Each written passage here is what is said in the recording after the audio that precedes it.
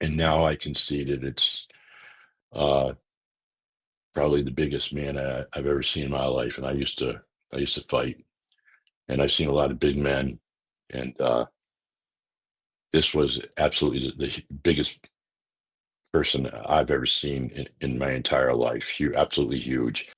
And that's when he stuck his head around my side of the tree, and his right arm wrapped on the tree, I guess for balance or whatever.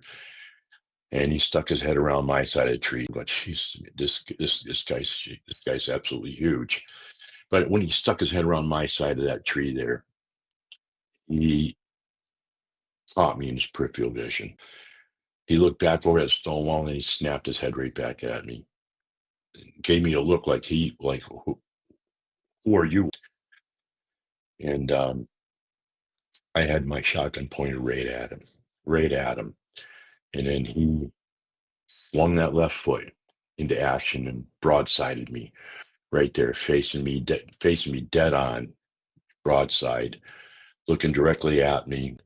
Anyways, because he put both his hands in front of him, fingers together, palms facing me, fingers towards the sky, elbows in towards his waist, sock back bent, you know, and kind of pumped it twice.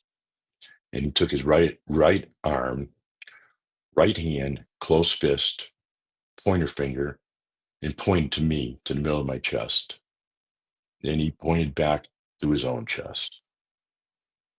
And that means equal. Okay.